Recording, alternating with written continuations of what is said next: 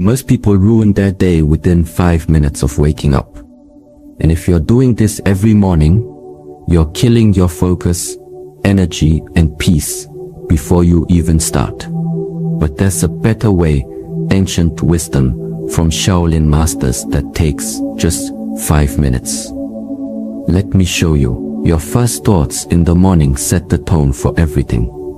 Stress, rushing, distractions, they don't just happen, you allow them, and most of us are never taught how to control that. But for centuries, Shaolin monks have used simple rituals to train their minds, stay calm, and dominate their days. No fancy apps, no expensive routines, just you and 5 minutes. Here's how it works. The 1-minute rule that changes everything. The moment you wake up, there's a war happening inside you. You might not feel it yet, but it's there. The battle between stillness and chaos, between intention and reaction. And the first move you make, the very first thing you do when your eyes open, decides who wins that war. Most people lose it immediately. They grab their phone, they check notifications, they let the world rush in before they've even taken a single breath for themselves. And from that second on, their day is no longer theirs. It belongs to emails,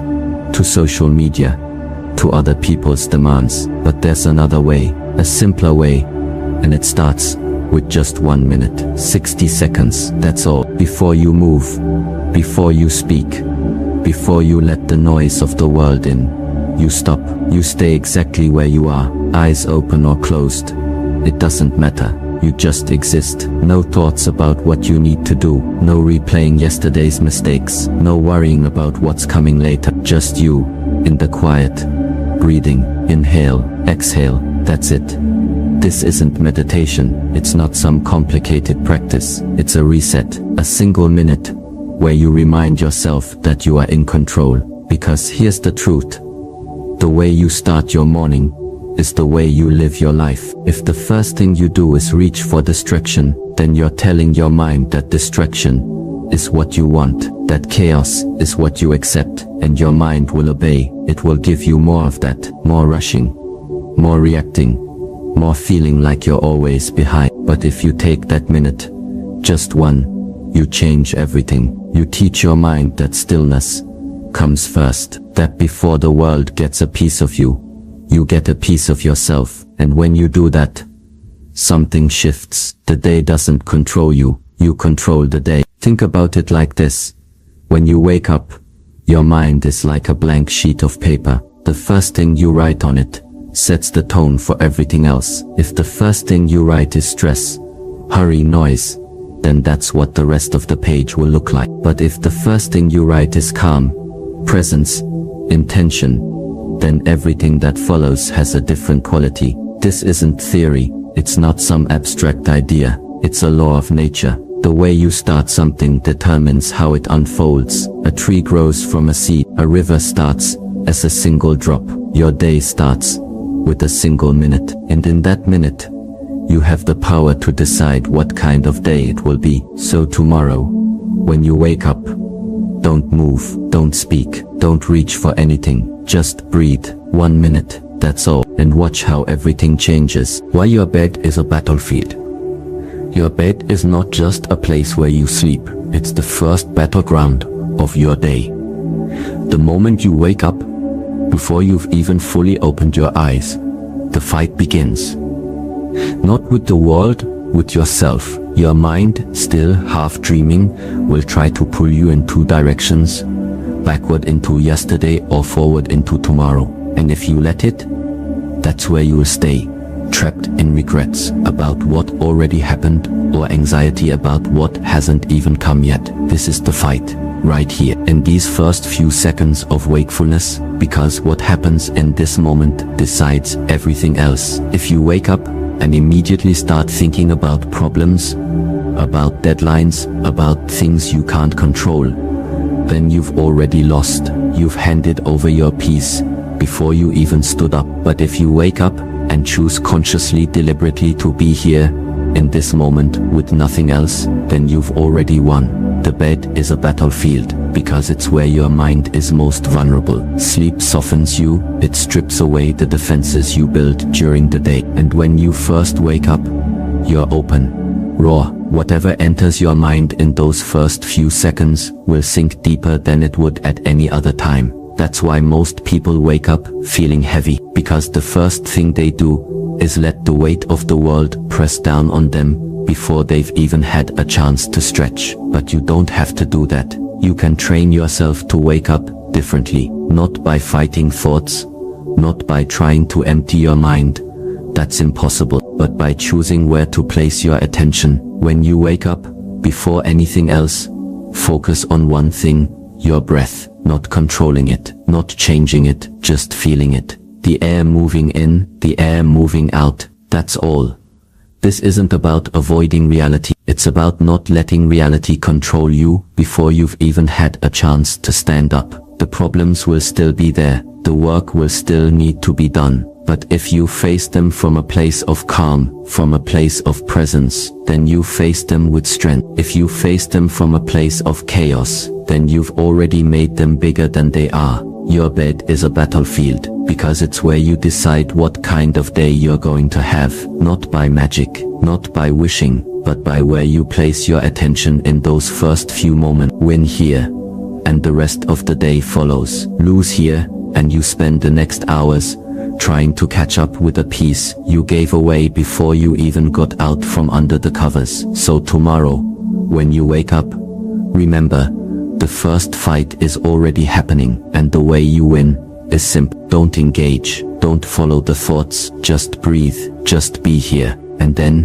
when you're ready, stand up, already ahead. The water ritual, not what you think. There is a way to drink water that most people never learn. They raise the glass, they gulp it down, they move on, never realizing they just missed one of the simplest and most powerful rituals for training the mind. This isn't about hydration, not really. It's about how you move through the world, because the way you do one thing is the way you do everything. If you rush through drinking water, you will rush through life. If you do it with presence, you will live with presence. So here is the ritual. When you take that first glass of water in the morning, you do not drink it. You experience it. You hold the glass and feel its weight.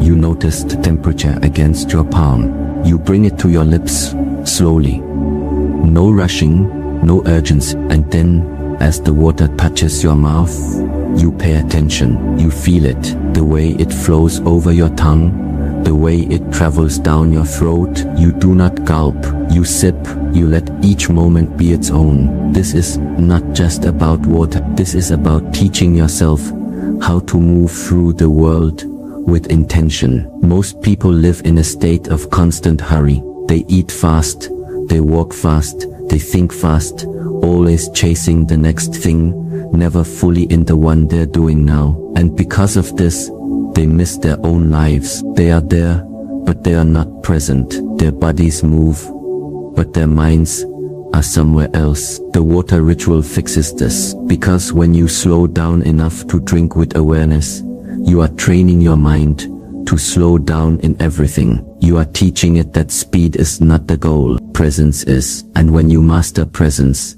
something shifts. You start to notice things you never saw before. The taste of food becomes richer. The sound of rain becomes clearer. The words people say to you carry more meaning, because you are actually there to experience. This is why monks spend years mastering simple tasks, sweeping the floor, pouring tea, walking from one place to another. Not because these things are difficult, but because they are ordinary, and it is in the ordinary that the mind is trained. If you can be fully present while drinking water, you can be fully present in a conversation. If you can move deliberately while lifting a glass, you can move deliberately when making decisions. The small things are the practice for the big thing. Most people believe that focus is something you only need for important moments. They think they can rush through the small things and then suddenly pay attention when it matters. But the mind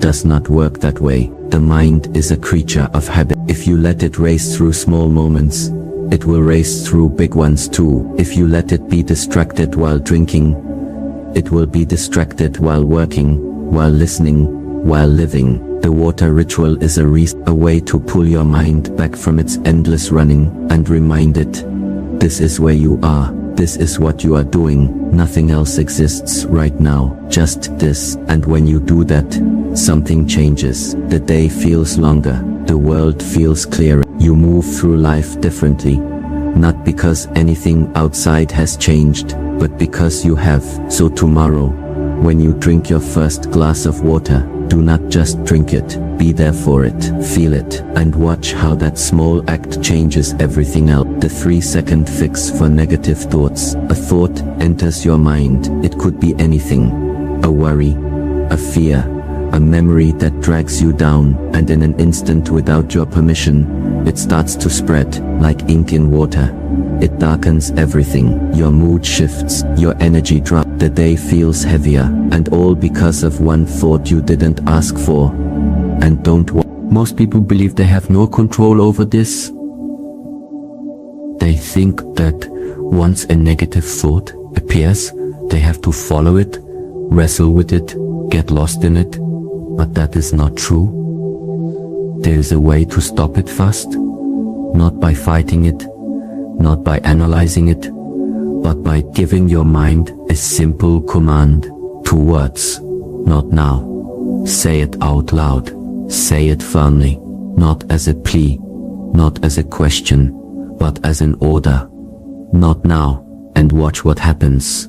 The thought which seemed so solid a moment ago loses its power. It doesn't disappear, but it no longer controls you, because your mind is designed to obey commands. It is always listening, and when you speak with certainty, it responds. This is not about suppressing thoughts. It's about choosing when to engage with them. Most negative thoughts don't need to be dealt with in the moment they appear. They are not emergencies. They are just noise, the mind's way of filling space.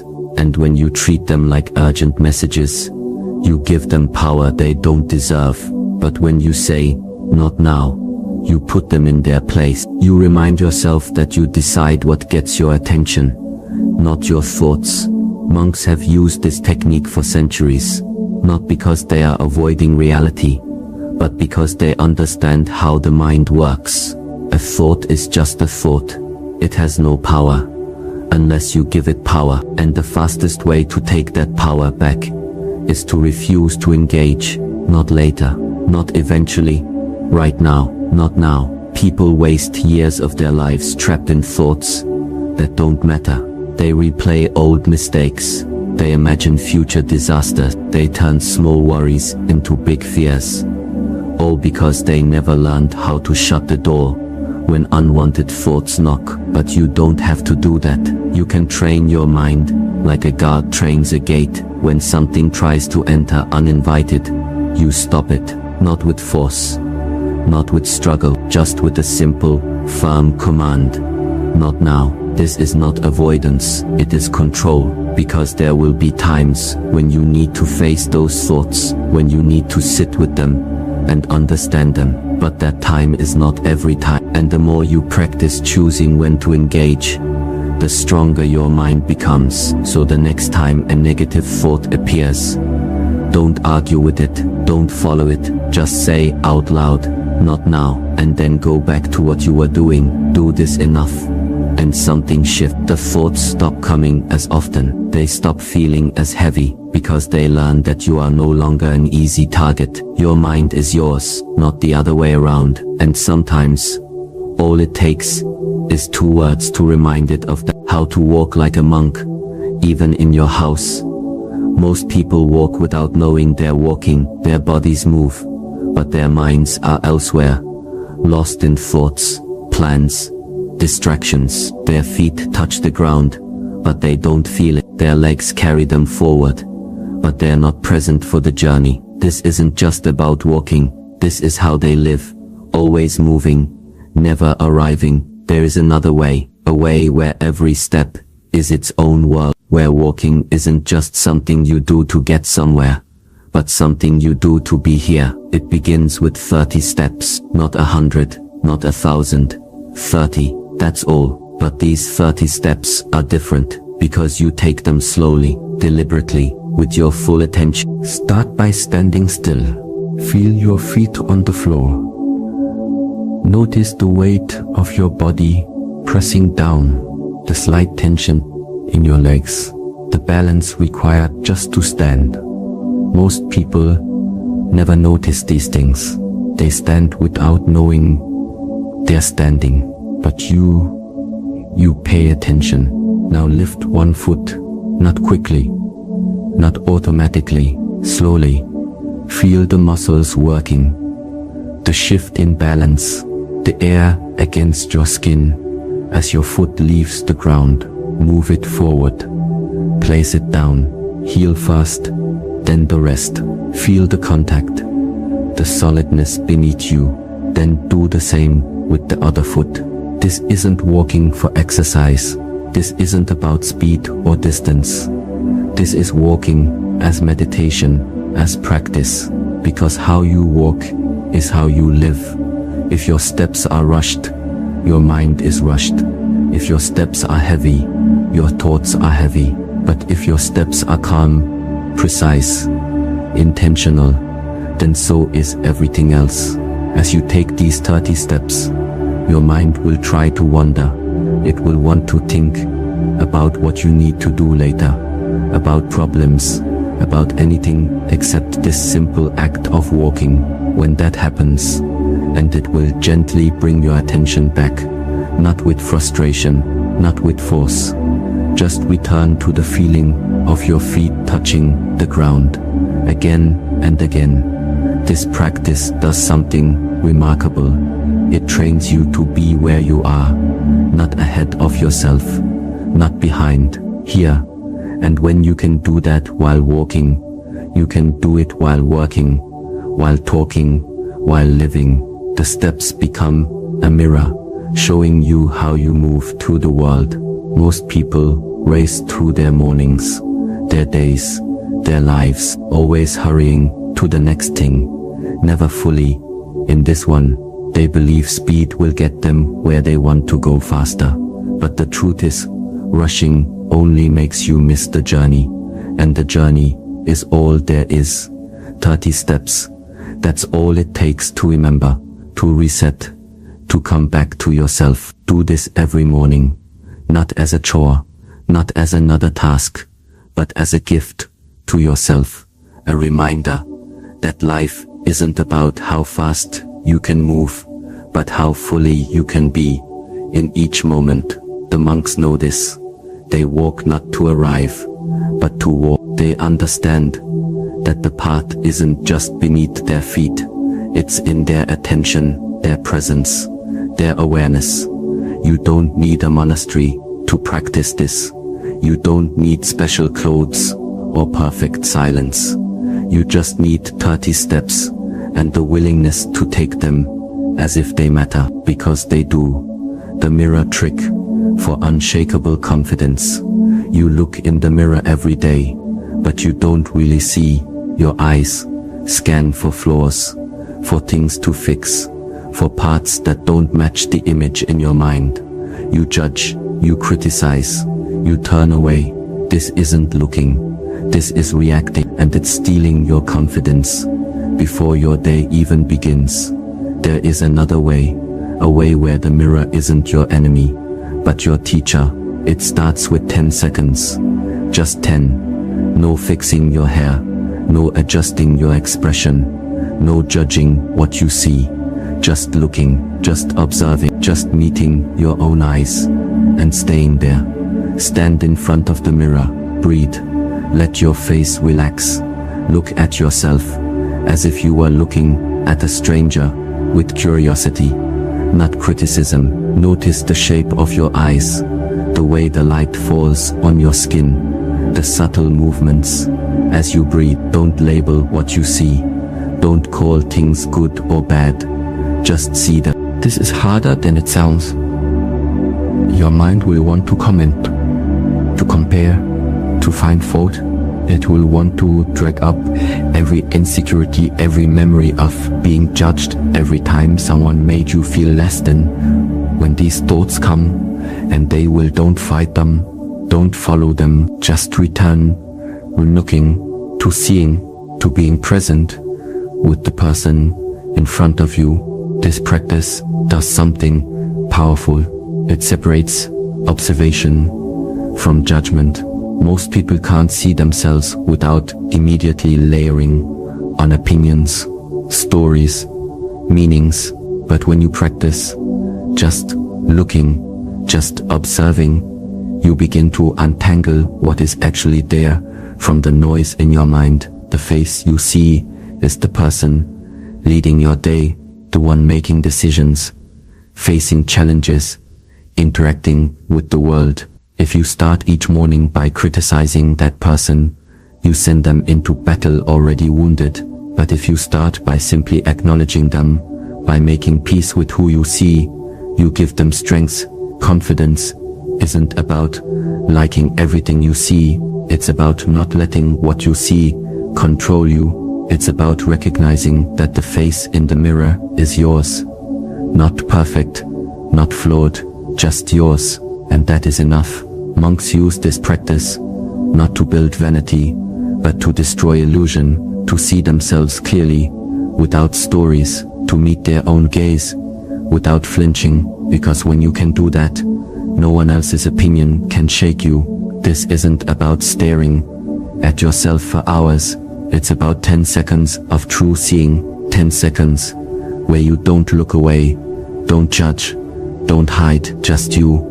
Meeting you exactly as you are. Do this every morning, not to find flaws, not to fix anything, just to remember who is leading your day, just to make peace with the person who matters most. The mirror doesn't lie, but most people don't let it tell the truth. They're too busy telling it what to say. Stop that. Just look, just see, just be. That's where unshakable confidence begins. The forbidden morning habit. The moment your eyes open, the world begins its assault, not with weapons, but with something far more dangerous.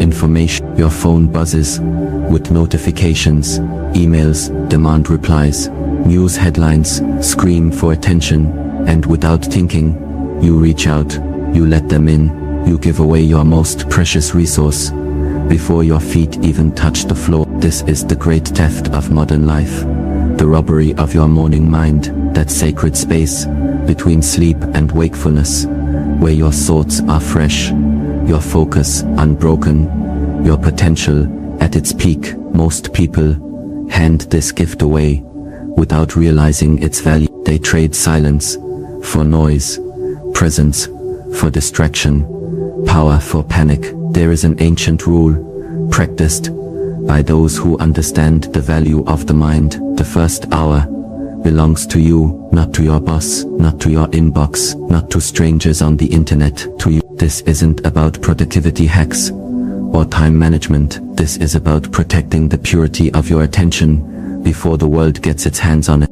Your morning mind is like fresh snow, untouched, unmarked. Every email you read, every notification you check, every headline you absorb leaves footprints in that snow. Soon, what was pristine becomes trampled, muddy, chaotic, and you wonder why you feel scattered before breakfast. The monks knew this danger well. They built walls around their mornings, not because they feared the world, but because they respected their own minds. They understood that what enters you first shapes you most. Drink poison first thing in the morning, and it colors your entire day. Drink clarity, and everything else must rise to meet it. Your phone is not a neutral tool. It is a slot machine designed to hijack your attention. Every ping, every alert, every red notification bubble is engineered to trigger your nervous system, to pull you out of yourself and into someone else's agenda. When you begin your day with this, you are not choosing what to focus on. You are surrendering your focus to whatever demands it loudest. The first hour sets the tone. check work emails immediately, and you train your brain to live in reactive mode. Scroll through social media, and you fill your mind with comparisons before you've even had a chance to establish your own center. Read the news, and you soak your fresh consciousness in problems you can't solve before you've solved the most important one: how you want to show up today. This isn't about ignoring responsibilities. It's about establishing sovereignty. The emails will still be there in an hour. The news will continue without you. The world will keep turning, but your mind, your precious, irreplaceable mind, will be yours again. Calm, clear, directed by intention rather than reaction. Try it tomorrow. When you wake, leave the phone untouched. Let the emails wait. Give yourself just 60 minutes, where the only voice you listen to is your own. Drink your water in silence. Feel your body wake. Let your thoughts settle like sediment in a still pond. Watch how different you feel when you aren't starting your day by handing your brain to strangers. The quality of your attention determines the quality of your life, and attention is fragile in those first moments. Protect it, cherish it, treat it as sacred, because once given away, it cannot be taken back unchanged. The modern world wants your morning mind, because that's when you're most vulnerable, most impressionable. Don't let it win this battle. Your first hour is the foundation of your day. Build it strong. Build it quiet, build it yours. Everything else can wait. The 5-second breathing technique. Breathing is the most overlooked power you possess. You do it constantly, thoughtlessly, never realizing that within this simple act lies the key to mastering your entire nervous system. Most people breathe just enough to stay alive, but when you learn to breathe with intention, you don't just survive, you control. The technique is deceptively simple. Inhale for 5 seconds, hold for 2, exhale for 7, 3 rounds, that's all. But this isn't just moving air in and out. This is hacking your body's stress response. This is telling your nervous system, in the language it understands best, that you are safe, that you are in control, that there is no emergency. Your body doesn't understand words, it understands rhythm. When you breathe quickly and shallowly, it assumes danger. When you breathe slowly and deeply, it assumes safety. This isn't psychology. This is biology, and you can use it to your advantage at any moment. The magic lies in the exhale. That 7-second release is where the reset happens. As the air leaves your body, it carries tension with it. Muscles unlock, thoughts slow, the frantic chatter in your mind loses its grip. This isn't relaxation. This is recalibration. You're not calming down, you're taking back control. Try it now. Inhale, 1, 2, 3, 4, 5. Hold, 1, 2. Exhale, 1, 2, 3, 4, 5, 6, 7. Feel that? In just 14 seconds, something shifted. Your shoulders dropped slightly. Your jaw unclenched. The noise in your head quieted just enough to notice. Now imagine doing this 3 times upon waking. Imagine starting your day, not with tension, but with release. Most people accumulate stress like static electricity. Little shocks throughout the day that build up until they're sparking at everything. This breathing technique is your grounding wire. It discharges the buildup before it can control you. It's not about avoiding stress. That's impossible. It's about not letting stress stick. The numbers matter. 5 seconds in fills your lungs completely. 2 seconds hold lets the oxygen disperse. 7 seconds out triggers the parasympathetic nervous system, the body's natural chill pill. 3 rounds creates enough repetition to make it stick, but not so much that it becomes a chore. This is science disguised as simplicity. When you master this, you carry an emergency reset button with you everywhere. Stuck in traffic? Breathe. Difficult conversation coming up? Breathe.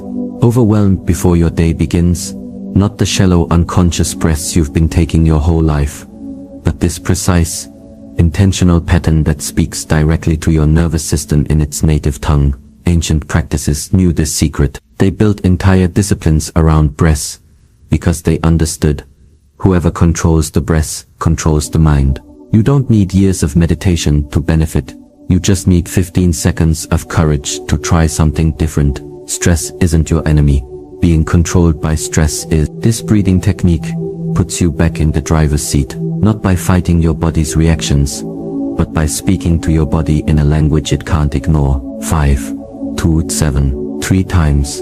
That's all it takes to remember who's really in charge. The breakfast lie you've been told. The sun rises, you wake, your stomach growls, society whispers in your ear, eat big, you need fuel. Breakfast is the most important meal, and so you pile your plate high.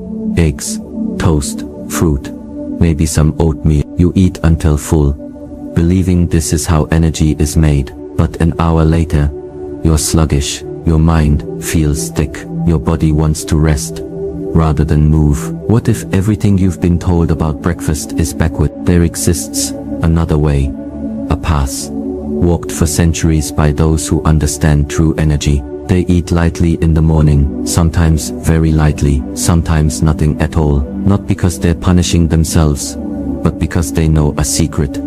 Energy doesn't come from food alone. It comes from absence, from space, from not being weighed down by digestion when your mind should be flying. Think of your body like a river. When you eat a large meal, you're dumping boulders into that river. The water still flows, but with difficulty, with struggle. Now imagine that same river with only small pebbles. The water moves swiftly, cleanly, powerfully. This is the difference between a heavy breakfast and a light one, not in calories, but in effort, in how much work your body must do before you can think clearly. The modern world fears hunger. It runs from even the slightest stomach rumble, as if it's an emergency. But mild hunger is not your enemy. It's your ally. It sharpens the mind. It clears the senses. It reminds you that you're alive. The monks knew that they would train for hours on empty stomachs, not because they lacked food, but because they sought clarity. Food clouds the mind as much as it nourishes the body. The trick is finding the balance where you have enough, but not too much. Try this tomorrow. Eat half what you normally would, or less. Notice how your body reacts. At first, it might protest. Habits die hard, but then something interesting happens. The fog lifts, your thoughts come quicker. Your movements feel lighter. This isn't about starving yourself. It's about discovering the minimum effective dose of food that allows your mind to function at its peak. Digestion steals energy. The more you eat, the more energy gets diverted from your brain to your gut. This is simple biology, not philosophy. When you eat lightly, you're not depriving yourself. You're redirecting, choosing mental energy over physical fullness, choosing clarity over comfort. The breakfast lie isn't malicious. It comes from a time when people woke at dawn to do hard physical labor all day. Of course they needed fuel, but you wake to think, to create, to decide. Your work happens between your ears, not in a wheat field. Your fuel needs are different. Your breakfast should be too. This isn't about skipping meals. It's about rethinking what breakfast means. Maybe it's some fruit, maybe it's tea, maybe it's nothing but water until noon. The point isn't the specific choice, it's the awareness behind it. The question to ask isn't what should I eat, but how do I want to feel? Energy comes in many forms. Food is one, but so is space, so is lightness. Tomorrow morning, give yourself the gift of an uncluttered stomach. See how much more you can think, how much clearer you can see when you're not digesting a feast. The monks didn't eat light because they were poor. They ate light because they were rich. In attention, in focus, in presence. You can be too. It starts with questioning the breakfast lie. The last minute that guarantees a strong day. The door is right there. Your hand is on the knob. In one motion, you could be outside. The day begun, but wait, stop. Don't move. Ask yourself one question first. What's my purpose today? Not your tasks, not your goals, your purpose, the reason behind the doing. the why beneath the what. If you can answer this, truly answer it, your day will bend to your will, rather than you bending to the day. Most people step into their days like sleepwalkers. They have lists, they have plans, they have appointments, but they have no center, no true north. So when the winds come, and they always come, these people blow about like leaves, reacting rather than directing, putting out fires rather than lighting their own torches, all because they didn't take this last minute to anchor themselves. Purpose isn't about accomplishment, it's about alignment. It's the thread that connects what you do with who you are. A day without purpose is a series of actions. A day with purpose is a story you write with your choices. And the difference starts here, in this pause, in this question. The answer doesn't need to be grand. Today, I stay calm no matter what happens. Today, I listen more than I speak. Today, I create something honest, simple, clear, unshakable. This becomes your compass. When distractions come, and they will, you don't ask, what should I do? You ask, does this serve my purpose? The answer guides you better than any planner ever could. This minute at the door is your declaration of independence from chaos. It's you saying, this day will not happen to me, I will happen to it. Without this, you're at the mercy of every email, every demand, every interruption. With it, you have a filter, a way to sort the important from the urgent, the meaningful from the merely noisy. People think time management is about schedules and apps and hacks. It's not. It's about purpose management. When you know why you're doing what you're doing, the how takes care of itself. This last minute at the door installs that knowing deep in your bones. So even when things get crazy, especially when things get crazy, you have a home to return to. Try it today. Before you leave, stop, breathe, ask, then step out with that purpose held lightly in your mind, like a lantern. Watch how it changes what you notice, what you choose, how you respond. The meetings might be the same, the tasks might be identical, but you'll be different, because you'll know why you're doing what you're doing, and that makes all the difference. This isn't about control. The day will still surprise you. It's about orientation, like a tree that bends in the wind, but doesn't break, because its roots run deep. Your purpose are those roots. The last minute at the door is when you plant them. Don't skip it. Your day depends on it. These aren't tips, they're disciplines. And discipline isn't punishment. It's freedom. Freedom from chaos, from reaction, from a life where you're just getting by. The Shaolin didn't build focus by accident. They built it minute by minute, day by day. Your 5-minute morning is the foundation. Start small, but start now. You don't need more time, you need better rituals. 1 minute of silence, water with intention, a walk that grounds you, a breath that resets you, a mind that obeys you. That's how you win.